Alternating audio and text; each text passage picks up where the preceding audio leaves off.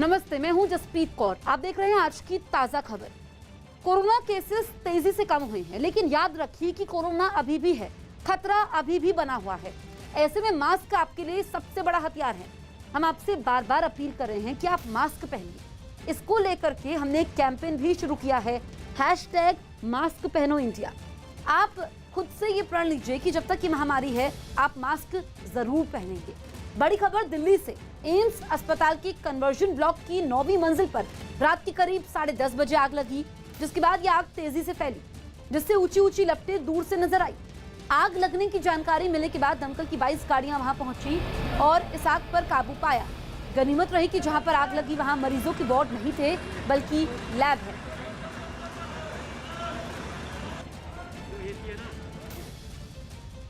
नेपाल के कई इलाकों में हो रही भारी बारिश बिहार के लिए मुसीबत का सबब बनकर आई।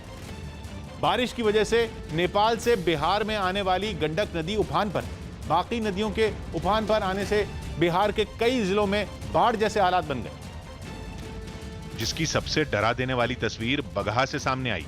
वहां बारिश के बाद एक सड़क पूरी तरह पानी में डूब गई और उसे पार करने की कोशिश में एक कार उस सैलाब में फंस गई। उस कार में 5 लोग सवार थे जो अपनी जान बचाने के लिए गाड़ी की छत पर खड़े हो गए। जब बचने का कोई उपाय नहीं सूझा तो उन 5 में 2 लोगों ने गाड़ी से पानी में छलांग लगा दी। वो दोनों किसी तरह तैर कर किनारे पर पहुंच गए, लेकिन बाकी बचे 3 लोग बहुत देर तक सैलाब में उतरने की हिम्मत नहीं जुटा पाए। बताया गया कि जब उन लोगों को भी बचने का कोई रास्ता नहीं सूझा तो वो भी पानी में कूद गए और पानी के तेज बहाव में हाथ पैर मारने के लिए किसी तरह किनारे तक पहुंचे। गंडक नदी के सैलाब ने बगहा के बाकी कई इलाकों में भी तबाही मचाई और वहां एसएसबी के जवानों का एक कैंप भी डूब गया, जिसके बाद सभी जवान उस कैंप को छोड़कर दूसरे कैंप की तरफ रवाना हो गए। वहां से निकलने के कुछ ही देर बाद उन जवानों के सामने करीब 4 फीट तक पानी में डूब चुके रास्ते को पार करने की चुनौती खड़ी हो गई। जवानों ने अपना जरूरी सामान और हथियार संभाले, फिर कमर तक पानी में डूबकर बड़ी सावधानी से उस रास्ते को पार किया। कैसी स्थिति है वहाँ अंदर का स्थिति लगभग 4-4.5 फीट पानी है। कुछ जवान इन मुश्किल हालात में भी नंगे पैर ही रास्ते को पार करते नजर आए। यहाँ पे सड़कें जो है वो कटी हुई है और डूबकर यहाँ से अपने एक दूसरे पोस्ट पर जाना पड़ रहा है। बताया गया कि दूसरे कैंप तक पहुंचने से पहले उनके सामने इस तरह की कई चुनौतियां आईं, लेकिन उन जवानों ने हर चुनौती का बखूबी सामना किया। गंडक नदी के उस उफान की सबसे बड़ी वजह नेपाल में हो रही भारी बारिश है, जिससे नदी के जलस्तर में बहुत तेजी से बढ़ोतरी हुई और उसका पानी किनारों को तोड़कर गांवों में घुस गया। नदी का जलस्तर बढ़ने से बेतिया के वाल्मीकि नगर में गंडक नदी पर बने बैराज के सभी 36 गेट खोल दिए गए और वहां से करीब 3.5 लाख क्यूसेक पानी छोड़ा गया, जो कि पिछले 10 साल में सबसे ज्यादा मात्रा में छोड़ा गया पानी। बैराज के गेट खोलने के साथ ही गोपालगंज, मोतिहारी और बेतिया जिलों को अलर्ट कर दिया गया ताकि वहां बाढ़ जैसे हालात बनने पर लोग वक्त रहते सुरक्षित ठिकानों की तरफ निकल जाएं। हालांकि बेतिया में पिछले 48 घंटे से लगातार हो रही बारिश के बाद भी कई लोगों ने अपने ठिकाने नहीं छोड़े, जबकि वहां कई रिहायशी इलाकों में 3 से 4 फीट तक पानी भर चुका है। यानी न तो लोगों के मकान पानी से बच पाए और न ही दुकानें। भारी बारिश के बाद नदियों का पानी शहर में घुसा तो उसने वहां के पुलिस थाने में भी धावा बोल दिया। ऐसा लगा जैसे वो पुलिस थाना किसी तालाब के बीचों बीच बना हो। पुलिस थाने के कमरों में भी 1 फुट पानी जमा हो गया। पुलिसकर्मी भी इसी उधेड़-बुन में फंसे रहे कि खुद को बचाएं या अपने सामान को। बेतिया के अलावा महाराजगंज में भी नदियों के रौद्र रूप ने लोगों को डरा दिया। वहां भी कई रास्ते पानी में बह गए। छपरा में भी गंडक नदी के उफान से लोग दहशत में आ गए। सुबह से लगभग 15 फीट कट चुका है। इस बीच मौसम विभाग की तरफ से चेतावनी जारी की गई कि अगले 48 घंटे तक बिहार के कई जिलों में भारी से बहुत भारी बारिश हो सकती है। यूपी के आगरा से एक हैरान करने वाला वीडियो सामने आया, जिसमें एक आदमी पर कुछ कुत्तों के ऊपर मोटरसाइकिल चढ़ाने का आरोप लगा। इस बाइक सवार की हरकत से वहां सड़क पर बैठे 2 कुत्तों की मौत हो गई, जिन्हें इसने बड़ी बेरहमी से कुचला था। बाइक पर सवार इस आदमी ने पहले सड़क के बीच खड़े कुत्ते को अपना निशाना बनाया और उसे रौंदता हुआ तेजी से निकल गया। दर्द की वजह से वो घायल कुत्ता बीच सड़क पर काफी देर तक छटपटाता रहा। इस बीच दूसरे कुत्ते भी वहां जमा हो गए, लेकिन तभी ये बाइक सवार फिर उन्हें निशाना बनाता हुआ वहां से गुजरा। बताया गया कि बाइक से कुचले जाने की वजह से 2 कुत्तों की मौत हो गई, जबकि आरोपी वहां से फरार हो गया। पाकिस्तान के कब्जे वाले कश्मीर के मुजफ्फराबाद में नौकरी पाने के लिए बनाए गए कानून के विरोध में युवाओं ने इमरान सरकार के खिलाफ जोरदार प्रदर्शन किया। आरोप है कि कॉन्ट्रैक्ट पर काम कर रहे कर्मचारियों की नौकरी पक्की करने के लिए बने इस कानून का फायदा इमरान खान की पार्टी के समर्थकों को ही मिल रहा है, जिसके खिलाफ सैकड़ों युवाओं ने मोर्चा खोल दिया। उन्होंने इमरान सरकार पर भाई भतीजावाद, भ्रष्टाचार और भेदभाव के आरोप लगाकर मुजफ्फराबाद की सड़कों पर जुलूस निकाला। इस प्रदर्शन में बड़ी संख्या में महिलाएं भी नजर आईं और उन्होंने भी पाकिस्तान सरकार के खिलाफ खूब नारे लगाए। नौकरी की मांग कर रहे युवाओं ने अपनी आवाज इमरान सरकार तक पहुंचाने के लिए पोस्टरों का भी सहारा लिया। इन पोस्टरों के जरिए उन्होंने सरकार से इस नए कानून को वापस लेने की मांग की। इसके साथ ही सरकार को चेतावनी दी गई कि अगर उनकी मांगें जल्दी नहीं मानी गईं, तो वो इस मामले को कोर्ट तक ले जाएंगे। इस काले कानून को अदालत से भी खत्म करवाएंगे। युवाओं के इस प्रदर्शन की वजह से सड़कों पर गाड़ियां नहीं चल सकी। राजस्थान के चित्तौड़गढ़ से रोंगटे खड़े करने वाली कुछ तस्वीरें सामने आई। वहां अफेयर के शक में एक लड़के को बीच रास्ते में पकड़कर जमकर पीटा गया। इस मारपीट का वीडियो वायरल होने के बाद पुलिस ने आरोपियों के खिलाफ केस दर्ज कर लिया, क्योंकि जो वीडियो सामने आया उसमें एक आदमी उस लड़के को इतनी बेरहमी से पीटता दिखा जैसे उसमें दिल ही ना हो। दिल तो उस शख्स का भी नहीं पसीजा जिसने ये सब कुछ रिकॉर्ड किया। और कर जो है। इससे पहले उन आरोपियों ने उस लड़के के दोनों हाथों को रस्सी से बांध दिया और फिर मारपीट शुरू की। वो लड़का अपनी जान बचाने के लिए वहां से भागने की कोशिश करता रहा, लेकिन आरोपियों ने भी उसका पीछा नहीं छोड़ा। और दाई और आवे मारपीट करने वाला शख्स लगातार उसकी डंडे से पिटाई करता रहा। शरीर का ऐसा कोई हिस्सा नहीं बचा जिस पर उस आदमी ने वार न किया हो। उसने सबसे ज्यादा उस लड़के के पैरों पर मारा, कभी घुटने, कभी तिल्लियां, तो कभी तलवे। एक पल ऐसा आया जब पीड़ित की हिम्मत जवाब दे गई। दर्द से कराहरा वो लड़का उनसे मिन्नतें करता दिखा कि वो उसे छोड़ दें। उत्तर प्रदेश के उन्नाव से चौंकाने वाली तस्वीरें सामने आई। वहां सड़क हादसे में मौत के बाद हंगामा कर रहे लोगों ने पुलिस वालों पर हमला कर दिया। वहां एक दिन पहले हुए हादसे में 2 लोगों की मौत हुई थी, जिसके बाद उनके परिवार वालों और इलाके के दूसरे लोगों ने शवों को हाईवे पर रखकर जैम लगा दिया। यही नहीं, जब पुलिस उन्हें वहां से हटाने पहुंची तो लोगों ने पुलिस पर ही हमला कर दिया। बुरी तरह भड़के लोगों ने पुलिस वालों को घेर कर पथराव शुरू कर दिया। सामने आई तस्वीरों में कुछ पुलिस वाले जान बचाकर भागते नजर आए। कई पुलिस वालों को चोट भी आई। हंगामे में महिलाएं और बच्चे भी पीछे नहीं रहे। कुछ महिलाएं भी लाठी लेकर पुलिस वालों की तरफ बढ़ती नजर आईं। हालात बेकाबू होते देख भारी तादाद में पुलिस वालों को वहां भेजा गया। इन पुलिस वालों ने वहां पहुंचते ही मोर्चा संभाला और हंगामा कर रहे लोगों पर लाठियां बरसानी शुरू कर दी। लोगों को दौड़ा दौड़ा कर पीटा गया। जो भी पुलिस के हत्थे चढ़ा उसकी जमकर पिटाई की गई। काफी देर तक चले हंगामे के बाद पुलिस ने हाईवे को खाली करा लिया। यूपी के मुजफ्फरनगर से एक दिल दहला देने वाला वीडियो सामने आया, जिसमें मामूली विवाद में 2 गुट आपस में भिड़ गए। बताया गया कि इन 2 गुटों के बीच वहां बन रहे एक मकान का छज्जा झगड़े की वजह बना, जिसके बाद दोनों गुट के बीच जमकर मारपीट हुई। मकान के अंदर मौजूद ये लोग डंडों और फावड़ों से एक दूसरे पर हमला करते दिखे। जंग का मैदान बने इस मकान के अलग अलग हिस्से में काफी देर तक इसी तरह मारपीट होती रही। इस बीच वहां मौजूद महिलाओं के बीच भी खूब हाथापाई हुई।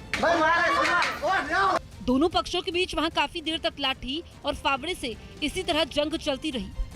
हमारे गेट का छज्जा निकाल रहे, हमने गेट भी लगवा दिया और अब जब मान नहीं रहे। इसके बाद पुलिस ने घायलों को अस्पताल पहुंचाया। मकान निर्माण में छज्जे को लेकर के विवाद हो गया था और दोनों पक्षों में मारपीट हो गई थी। पुलिस ने मामले में सभी शामिल आरोपियों के खिलाफ सख्त कार्रवाई का भरोसा दिया। महीनों से अशांति का आतंक झेल रहे पूर्वी यरूशलेम में इजरायल के कट्टर यहूदियों ने मार्च निकालकर वहां भड़की आग में घी डालने का काम किया। पूर्वी यरूशलेम में मचा बवाल ही पिछले महीने गाजा पट्टी में हमास और इजरायल के बीच जंग की वजह बना था। उस युद्ध पर तो विराम लग गया, लेकिन जमीन पर हालात नहीं सुधरे और हजारों यहूदियों का जत्था फिलिस्तीनियों को अपनी ताकत दिखाने के लिए पूर्वी यरूशलेम पहुंच गया। हाथों में इजरायल के झंडे थामकर यहूदी विवादित जमीन पर अपना दावा ठोकते नजर आए और पूरे जोश के साथ नाचते झूमते दिखे। लेकिन यरूशलेम में इजरायल के झंडे लहराते देख फिलिस्तीन के लोगों का खून खौल उठा। जवाब में उन्होंने भी अपना झंडा लहराना शुरू कर दिया, लेकिन फिलिस्तीन का झंडा देखते ही इजरायल की पुलिस का एक जवान उसे झपटने के लिए दौड़ पड़ा। वो महिला प्रदर्शनकारी तक से 2-2 हाथ करने के मूड में दिखा। इसके बाद तो यहूदी और फिलिस्तीनी आमने सामने आ गए। दोनों तरफ के लोग एक दूसरे से तीखी बहस में उलझे नजर आए। हालांकि यहूदी बिना किसी दिक्कत के मार्च निकाल पाए, इसके लिए इजराइल की पुलिस ने पूरे इलाके को एक तरह से किले में बदल दिया। फिलिस्तीन के लोगों को मार्च वाली जगह तक पहुंचने से रोकने के लिए पुलिस ने एड़ी चोटी का जोर लगा दिया। इलाके में जगह जगह बैरिकेडिंग कर दी गई। फिलिस्तीन के लोगों पर रबर की गोलियां भी दागी गई। यहां तक कि इलाके में पुलिस की असली गोलियों की गूंज भी सुनाई दी। इजराइल की पुलिस ने फिलिस्तीन के लोगों को रोकने की कोशिश तो बहुत की, लेकिन कुछ काम नहीं आया। फिर तो पुलिस ने फिलिस्तीन के प्रदर्शनकारियों की धरपकड़ शुरू कर दी। कई फिलिस्तीनियों को हिरासत में ले लिया गया। प्रदर्शन में शामिल महिलाओं को भी नहीं छोड़ा गया। असल में पूर्वी यरूशलेम में यहूदियों का यह मार्च निकलना था पिछले महीने यरूशलेम डे के मौके पर। 1967 में 6 दिन की जंग के बाद इजराइल ने पूर्वी यरूशलेम पर कब्जा कर लिया। तभी से इजराइल हर साल उस जीत के जश्न के नाम पर यरूशलेम डे मनाता है और उसी दिन यरूशलेम में फ्लैग मार्च निकलता है। इस बार 10 मई को यहूदियों ने मार्च निकाला जरूर, लेकिन शुरू होने के कुछ मिनटों के अंदर ही उसे रद्द करना पड़ा, क्योंकि गाजा पट्टी से चरमपंथी संगठन हमास ने यरूशलेम पर रॉकेट दागने शुरू कर दिए और युद्ध छिड़ गया। इसलिए जंग थमने के बाद अब दोबारा मार्च निकाला गया। लेकिन पूर्वी यरूशलेम में यहूदियों के इस मार्च ने इजराइल और फिलिस्तीन के बीच एक नई जंग की चिंगारी भड़का दी, क्योंकि फ्लैग मार्च शुरू होने से पहले ही गाजा पट्टी में इजराइल को जवाब देने की कोशिश शुरू हो गई। और वहां से सामने आई तस्वीरों में कुछ नकाबपोश फिलिस्तीनी इजराइल पर हमले की तैयारी करते नजर आए। हमले के लिए उन्होंने कोई आम बम नहीं, बल्कि गुब्बारा बम अपने हथियार बना लिए। उन्होंने विस्फोटकों से लैस गुब्बारों में गैस भरी और उन्हें जलती कागज की सुतली से जोड़कर इजराइल की तरफ उड़ा दिया, ताकि गुब्बारे में भरा बारूद सुलग उठे और भारी तबाही मचाए। इसके बाद जो तस्वीरें सामने आई, उनमें दक्षिणी इजराइल के खेत और जंगल जलते नजर आए। इजराइल का दावा है कि उसके यहाँ कम से कम 20 जगहों पर आग लगी और माना जा रहा है कि इजराइल में भड़की ये आग गाजा की तरफ से छोड़े गए बारूदी गुब्बारों का ही नतीजा था। अब हमला इजराइल पर हुआ तो वो वहां चुपचाप बैठने वाला कहां था। बदला लेने के लिए इजराइल ने भी गाजा पट्टी पर एयर स्ट्राइक कर दी, जिसकी सामने आई तस्वीरों में इजराइल के हवाई जहाज रात के अंधेरे में हमास के ठिकानों पर ताबड़तोड़ बम बरसाते दिखे। इजराइल के वार को देखकर पिछले महीने 11 दिनों तक चली जंग की तस्वीरें जहन में ताजा हो गई। इसके बाद जब सूरज उगा तो हमास का ठिकाना खंडहर बना नजर आया। इजराइल के हमले में वो मिट्टी में मिल गया। उसकी इमारत की दीवारें ढह गईं और सारा सामान तहस नहस पड़ा मिला। मुंबई में हाईवे पर मछलियों से भरी एक गाड़ी पलटने से वहां कुछ देर के लिए अफरा तफरी मच गई, क्योंकि गाड़ी के पलटते ही उसमें भरी हुई मछलियां वहां आसपास बिखर गई, जिन्हें लूटने के लिए लोगों में होड़ मच गई। हाईवे पर पलटी हुई गाड़ी के चारों तरफ काफी मछलियां तड़पती दिखी, जबकि वहां पहुंचे कुछ लोग इन मछलियों को अपने थैलों में भरते नजर आए। इसके बाद वहां पहुंची पुलिस और दमकल की गाड़ियों ने मोर्चा संभाला। पुलिस ने वहां लगा जैम खुलवाया तो दमकल की गाड़ियों ने पानी की तेज बौछार से सड़क की धुलाई की। इसके बाद पुलिस हादसे का शिकार हुई गाड़ी और उसमें बची मछलियों को वहां से ले गई। मुंबई में झमाझम बारिश ने लोगों की मुश्किल बढ़ा दी, क्योंकि बारिश का पानी कई जगहों पर भर गया। वैसे तो अनुमान था कि एक दिन बाद वहां बारिश होगी, लेकिन ऐसा नहीं हुआ और समय से पहले ही बारिश होने लगी। जिन इलाकों में लोग सबसे ज्यादा परेशान हुए उनमें बांद्रा, माहिम और दादर शामिल हैं, जहां बारिश का पानी जमा होने से सड़कें तालाब जैसी दिखने लगी। गाड़ियां हों या बस या फिर मोटरसाइकिल, सभी को इससे गुजरना पड़ा। वैसे ये बारिश मुंबई में कुछ दिन पहले आई बारिश से कम थी, लेकिन हालात बिल्कुल पहले जैसे दिखे और पानी की वजह से सड़कें नजर तक नहीं आई। जिसके बाद मुंबई महानगर पालिका के कर्मचारी वहां पहुंचे और उन्होंने बारिश का पानी निकालने के लिए सूअर का ढक्कन खोल दिया। अगर तस्वीरें दिखाएं इस तरफ की, तो यहाँ पर देखिए बीएमसी ने जो गटर का ढक्कन था उसे खोल दिया है। वहाँ पर डेंजर का बोर्ड लगा दिया है। इन इलाकों में भरे पानी को निकालने के लिए बीएमसी ने पंप का भी इस्तेमाल किया। मौसम विभाग ने मुंबई में दोपहर के बाद हाई टाइड आने का अनुमान लगाया था, लेकिन इससे पहले ही वहां खूब बारिश हुई और जगह जगह सड़कों पर पानी भर गया। यही नहीं, अगले 2 दिनों में भारी बारिश का अलर्ट भी जारी किया गया, यानी कि अगले 2 दिन तक मुंबई के लोगों को इन्हीं मुश्किलों से जूझना पड़ सकता है, क्योंकि इन इलाकों में बारिश का पानी भरने से केवल सड़कें ही नदी जैसे नहीं लगने लगी, बल्कि वहां लंबा जैम भी लग गया और गाड़ियां सड़कों पर रेंगती नजर आईं। वेस्टर्न एक्सप्रेस हाईवे पर भी गाड़ियों की लंबी लाइन दिखी। वहां सुबह सुबह लगा जैम देखकर ऐसा लगा मानो गाड़ियों में सवार लोग शाम से पहले अपनी मंजिल तक नहीं पहुंचने वाले। हालांकि इस बीच बीएमसी ने पूरी कोशिश की कि लोगों की दिक्कत कम की जा सके, लेकिन बारिश के आगे सभी बेहाल दिखे।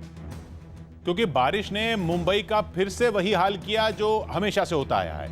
इस बीच रेलवे ने मुंबई में ड्रोन के जरिए नालों पर नजर रखनी शुरू कर दी, क्योंकि बीते कई साल से मानसून के मौसम में नालों का पानी ट्रेन की पटरियों पर भर जाता था, जिससे निपटने के लिए इस बार पश्चिम रेलवे ने ड्रोन का इस्तेमाल किया और उनसे उन नालों पर नजर रखनी शुरू कर दी जिनका पानी ट्रेन की पटरियों पर भरता था।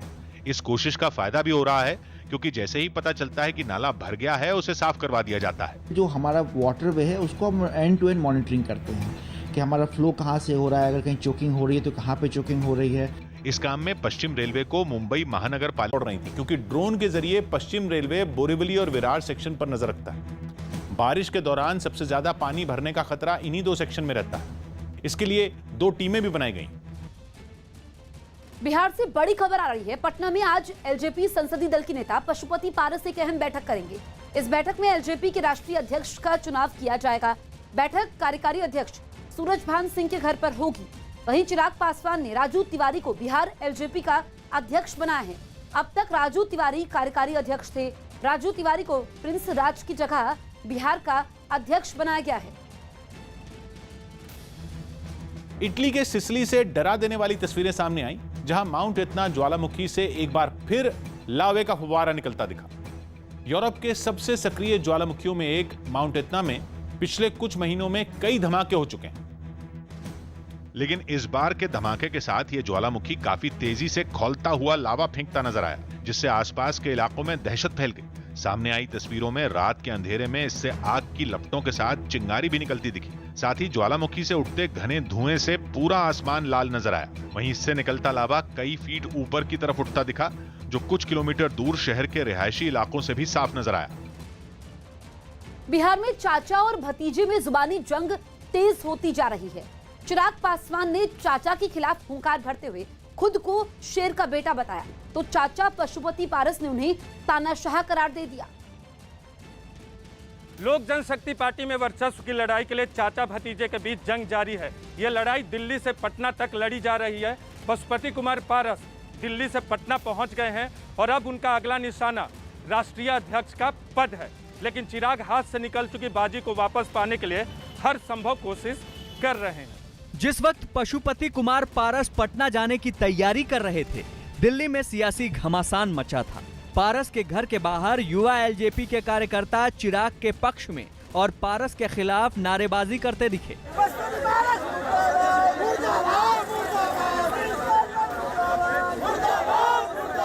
इन कार्यकर्ताओं ने चिराग को पद से हटाने के तरीके को असंवैधानिक करार दिया। खुद चिराग ने भी जब इस मुद्दे पर पहली बार मीडिया से बात की तो यही दावा किया कि अब भी पार्टी के राष्ट्रीय अध्यक्ष वही हैं। कुछ चैनल्स पे चल रहा था कि इनको राष्ट्रीय अध्यक्ष के पद से हटाया जा चुका है। लोक जनशक्ति पार्टी का संविधान कहता है कि राष्ट्रीय अध्यक्ष का पद सिर्फ 2 परिस्थितियों में खाली हो सकता है, या तो राष्ट्रीय अध्यक्ष का निधन हो या स्वतः अपनी मर्जी से राष्ट्रीय अध्यक्ष किसी भी परिस्थिति में जब वो रिजाइन करते हैं तो उसकी जगह दूसरे अध्यक्ष की नियुक्ति की जा सकती है। लेकिन चिराग के दावे से अलग पारस ने अपने फैसले को पार्टी को टूटने से बचाने के लिए उठाया गया कदम बताया और दावा किया कि चिराग ने 5 सांसदों को पार्टी से बाहर करने का जो फरमान जारी किया वो गलत है। बहुमत हमारे पक्ष में है, चिराग पासवान जी के पक्ष में बहुमत नहीं है। वो बहुमत खो चुके हैं, इसलिए पार्टी जो है वो अब चिराग पासवान के अंदर में नहीं है। वो जो कल पार्टी से हम लोगों को 5 सदस्य को निकाल दिए हैं वो गैर संवैधानिक। दिल्ली में पारस के घर के बाहर कुछ देर प्रदर्शन होता रहा और जब प्रदर्शनकारियों ने जगह बदली तो वो चिराग पासवान के घर के बाहर पहुंचकर उनके समर्थन में नारेबाजी करने लगी। चिराग पासवान के घर के बाहर जमा युवा एलजेपी के कार्यकर्ताओं को कुछ ही देर में दिल्ली प्रदेश युवा एलजेपी के कार्यकर्ताओं का साथ मिला और नारेबाजी पहले से ज्यादा तेज हो गई। कार्यकर्ता चिराग के जयकारे के साथ ही पार्टी के संस्थापक रामविलास पासवान के नाम से नारे लगाते दिखे। चिराग पासवान जिंदाबाद, जिंदाबाद, जिंदाबाद, रामविलास पासवान हमारे। बाहर नारेबाजी हो रही थी और अंदर चिराग अगली रणनीति बनाने में जुटे थे। बदले हालात में चिराग की सुरक्षा के लिए उनके घर के बाहर दिल्ली पुलिस के साथ ही सीमा सशस्त्र बल के जवान तैनात कर दिए गए। इस बीच चिराग पासवान ने लोकसभा अध्यक्ष ओम बिरला को एक चिट्ठी भेजी जिसमें लोकसभा में एलजेपी संसदीय दल का खुद को नेता बनाने की मांग की। चिराग ने इस चिट्ठी के जरिए स्पीकर से पशुपति कुमार पारस को नेता बनाने के फैसले की समीक्षा की मांग की। यही नहीं, पूरे विवाद के बाद पहली बार मीडिया के सामने आए चिराग ने कहा कि उनके चाचा को गलत तरीके से संसदीय दल का नेता चुना गया। अगर पारस बोलते तो वो उन्हें ये पद दे देते। पार्लियामेंट में संसदीय दल का नेता बनना, भाई अगर आप मुझे कहते तो मैं खुशी खुशी में आपको बनाता। संवैधानिक तरीके से ये प्रक्रिया गलत है। पार्टी में पार्टी का leader of the house parliament में या विधानसभा में या विधान परिषद में कौन होगा, इस बात का निर्णय सिर्फ और सिर्फ पार्लियामेंट्री बोर्ड ले सकता है। And in absence of parliamentary board, ये पूरी की पूरी power resides in the hand of the national president. राष्ट्रीय अध्यक्ष के पास ये पूरी पावर है इस बात को चुनने की। कौन आपका leader of the house parliament में होगा, लोक जनशक्ति पार्टी का संविधान इस बात की इजाज़त सिर्फ राष्ट्रीय अध्यक्ष या संसदीय बोर्ड के पास है। पशुपति कुमार पारस एक के बाद एक सदी चाल चल रहे हैं। पार्टी संसदीय दल के नेता के पद पर काबिज होने के बाद उन्होंने चुनाव आयोग से भी अपने खेमे को असली एलजेपी के तौर पे मान्यता देने की मांग की है, लेकिन तकनीकी तौर पे अध्यक्ष अभी भी चिराग पासवान है और चिराग पारस के फैसलों की काट तलाशने में जुटे हुए हैं। पारस को चिराग के अगले कदमों का अंदाजा है। यही वजह है कि उनकी नजर अब पार्टी के राष्ट्रीय अध्यक्ष के पद पर है। एक दिन पहले पटना में पार्टी दफ्तर के बाहर उनके नाम की जो तख्ती दिखी थी, उससे उनकी रणनीति का खुलासा हो गया था। उसी रणनीति को अंजाम देने के लिए पारस पटना पहुंचते उससे पहले ही पार्टी दफ्तर पर गाजे बाजे का इंतजाम हो चुका था।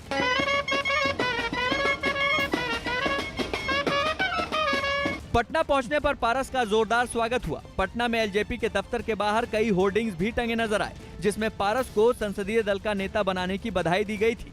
दिल्ली में सियासी जंग का शंखनाद करने के बाद पटना पहुंचे पारस ने एक दिन के बाद यानी गुरुवार को एलजेपी की राष्ट्रीय कार्य समिति की बैठक बुलाई है। इस बैठक में पारस गुट की तरफ से बनाए गए पार्टी के कार्यकारी अध्यक्ष सूरजभान सिंह भी होंगे। ये बैठक सूरजभान के घर पर ही होगी और कल ही एलजेपी के नए राष्ट्रीय अध्यक्ष का चुनाव हो जाएगा। भले ही चिराग के समर्थक अपने तरीके से विरोध जता रहे हों, लेकिन इस बैठक में क्या होने वाला है, इसके संकेत पारस ने दिल्ली में ही दे दिए थे। हारा हुआ जुआरी जो होता है ना, वो जैसे हम लोग चुनाव लड़ते हैं ना, तो चुनाव में जो उम्मीदवार हार गया, कहता है बूथ कैप्चरिंग हो गया, बक्सा लेके भाग गया, काउंटिंग एजेंट बेईमानी कर लिया, चुनाव आयोग को फैक्स करो, रिकाउंटिंग कराओ, तो वही चीज कल हुआ है। वो हारा हुआ जुआरी का ये लक्षण है। एक तरफ चाचा पारस के तेवर हैं तो दूसरी तरफ भतीजे चिराग की सफाई। चिराग अपने चाचा के फैसलों को गलत ठहरा रहे हैं, लेकिन उनकी भाषा अभी भी सहमित है। चिराग को अपनी खोई हुई ताकत वापस पाने के लिए कानूनी दांव पेच के साथ साथ सियासी जंग भी जीतना होगा, लेकिन एलजेपी पर किसका कब्जा होगा, इसके लिए अभी और इंतजार करना होगा। कोरोना की दूसरी लहर गर्भवती महिलाओं के लिए घातक साबित हुई। न्यूज़ 18 के रवि सिंह की रिपोर्ट है कि देश में मेडिकल क्षेत्र में रिसर्च करने वाली संस्था आईसीएमआर की एक स्टडी में यह खुलासा हुआ कि कोरोना की दूसरी लहर में गर्भवती और हाल ही में बच्चे को जन्म देने वाली महिलाएं कोरोना की ज्यादा शिकार हुई। आईसीएमआर ने कोरोना की पहली और दूसरी लहर में कुल 1530 महिलाओं पर यह रिसर्च की और पाया कि दूसरी लहर ऐसी महिलाओं पर भारी पड़ी, क्योंकि पहली लहर में इन महिलाओं में कोरोना के लक्षण वाले केस 14% से ज्यादा थे, लेकिन दूसरी लहर में ये मामले बढ़कर लगभग 29% हो गए। पहली लहर में जहां मृत्यु दर 0.7% थी, दूसरी लहर में 5.7% तक जा पहुंची। यूपी के विधानसभा चुनाव में कांग्रेस पार्टी अकेले चुनाव लड़ सकती है। यूपी कांग्रेस अध्यक्ष अजय सिंह लल्लू ने अगले विधानसभा चुनाव में किसी पार्टी से समझौता करने से इनकार कर दिया। समाजवादी पार्टी से गठबंधन का नुकसान तो हमने पिछले समय झेला है, किस हालत में हम आए ये सबने देखा। दिल्ली की राउज एवेन्यू कोर्ट ने शशि थरूर के खिलाफ आरोप तय करने पर फैसला टाल दिया। अब अदालत 2 जुलाई को यह तय करेगी कि थरूर की पत्नी सुनंदा पुष्कर की मौत के मामले में थरूर पर केस चलेगा या नहीं। झारखंड के लोहरदगा में 4 उग्रवादियों को गिरफ्तार कर लिया गया। पुलिस ने इन लोगों के पास से कई हथियार भी बरामद किए। पूर्व में आपराधिक इतिहास रहा है, पूर्व में भी जेल जा चुके हैं। कोरोना के मरीजों की संख्या घटते ही 2 महीनों के बाद देश भर की ऐतिहासिक इमारतें खोल दी गईं, जिसके बाद उत्तर प्रदेश के आगरा में ताजमहल देखने के लिए सैलानियों के वहां पहुंचने का सिलसिला शुरू हो गया। इस दौरान पर्यटकों ने वहां कोरोना नियमों का भी पूरी तरह पालन किया। फर्स्ट डे था, कम थे, सोचे कि अच्छा से दीदार हो जाएगा और थोड़ा प्रिकॉशन भी रहेगा ज़्यादा क्योंकि भीड़ नहीं रहेगी। लखनऊ के बड़ा इमामबाड़ा को भी पर्यटकों के लिए खोल दिया गया, लेकिन उससे पहले वहां बड़े पैमाने पर साफ सफाई की गई। दिल्ली में भी पाबंदी हटने के बाद सैलानी ऐतिहासिक इमारतों का रुख करने लगे। बिना कुतुब मीनार, बिना इंडिया गेट देखे हमारा ट्रिप तो इनकम्प्लीट ही रहता। यूपी के चित्रकूट में 9 से 13 जुलाई तक आरएसएस की बैठक होगी, जिसमें आने वाले विधानसभा चुनावों, कोरोना और पर्यावरण समेत कई मुद्दों पर चर्चा की जाएगी। इसमें आरएसएस प्रमुख मोहन भागवत समेत कई पदाधिकारी मौजूद रहेंगे। यूपी के सुल्तानपुर में पुलिस ने अवैध कच्ची शराब के खिलाफ अभियान चलाया। पुलिस ने गांव में छापा मारकर शराब बनाने वाले एक ठिकाने को तबाह कर दिया। पुलिस को इस ठिकाने से कच्ची शराब बनाने का सामान बरामद हुआ, जिसके बाद पुलिस ने इसे बर्बाद कर दिया। हालांकि कच्ची शराब बनाने वाले पुलिस के हत्थे नहीं चढ़े। पंजाब के मोहाली में पक्की नौकरी और वेतन बढ़ाने की मांग पर टीचरों ने जोरदार प्रदर्शन किया। इस दौरान कॉन्ट्रैक्ट पर काम कर रहे इन टीचरों ने शिक्षा विभाग को अपनी मांगें पूरी करने के लिए समय सीमा दे दी। लेकिन जब विभाग की ओर से कोई जवाब नहीं मिला तो एक महिला टीचर ने जहर खाकर खुदकुशी करने की कोशिश की, जिसके बाद आनन फानन में दूसरे टीचरों ने उसे गोद में उठाया और पास खड़ी एक एम्बुलेंस की तरफ दौड़ पड़े। उसे इलाज के लिए तुरंत अस्पताल में भर्ती करवाया गया। लेकिन हंगामा यहीं नहीं थमा। प्रदर्शन कर रहे कुछ टीचर तो शिक्षा विभाग के दफ्तर की छत पर चढ़ गए और वहां से नीचे कूदकर अपनी जान देने की धमकी देने लगे। बाद में वहां मौजूद पुलिस के समझाने पर वो लोग किसी तरह नीचे उतरे। इससे पहले प्रदर्शनकारियों ने विभाग के दफ्तर के बाहर जमीन पर बैठकर धरना भी दिया। उन्होंने काफी देर तक वहां सरकार के खिलाफ नारे लगाए।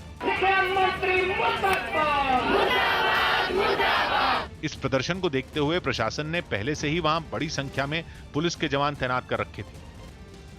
राजस्थान के आमरी में एक आदमी कुएं में गिर गया, जिसकी जानकारी मिलने के बाद पुलिस वहां पहुंची और कुएं में गिरे आदमी को बाहर निकाला। बताया गया कि आदमी शराब के नशे में कुएं में गिर गया, जिसे निकालने के लिए सिविल डिफेंस और पुलिस ने अपनी टीम के एक आदमी को रस्सी के सहारे कुएं में भेजा, जिसके बाद कुएं में गिरे आदमी को रस्सियों के सहारे सुरक्षित बाहर निकाला गया।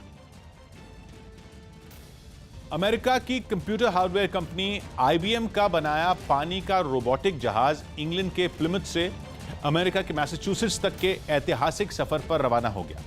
अगर सब ठीक रहा तो यह पहली बार होगा जब बिना कप्तान वाला दुनिया का सबसे बड़ा जहाज अटलांटिक महासागर पार करेगा। जिसकी सामने आई तस्वीरों में 50 फीट लंबा जहाज समंदर पर तेजी से आगे बढ़ता दिखा। दिखने में मेफ्लावर जहाज पानी के आम जहाजों से बिल्कुल अलग नजर आया।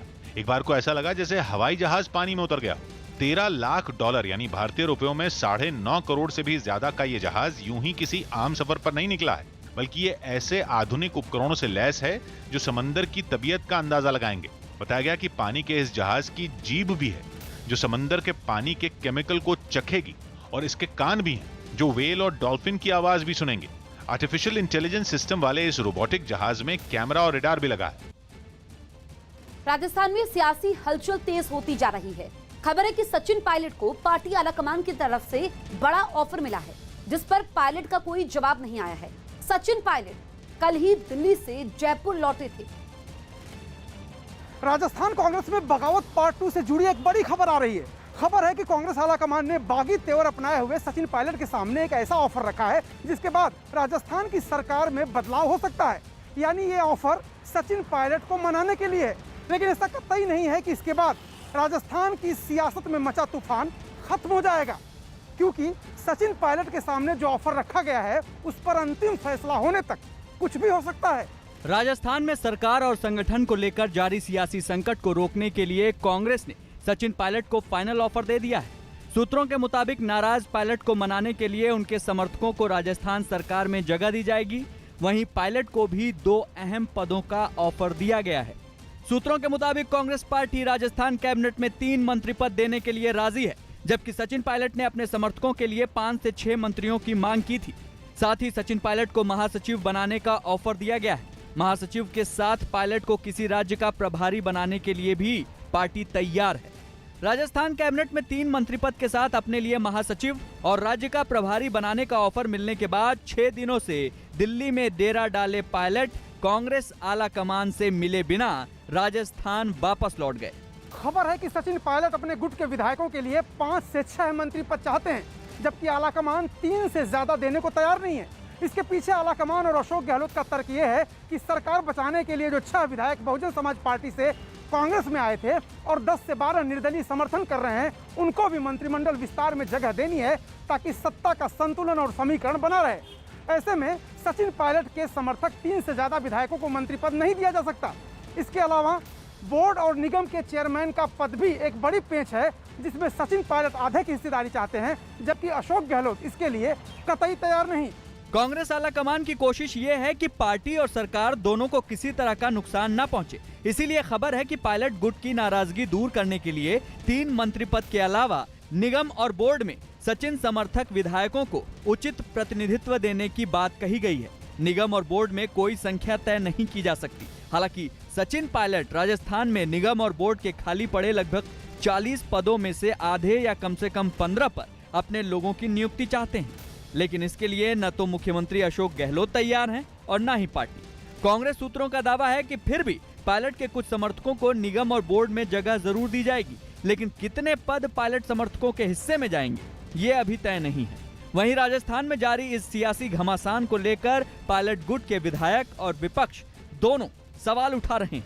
हमारे कलयुग के आज के भगवान अशोक गहलोत जी हैं राजस्थान के।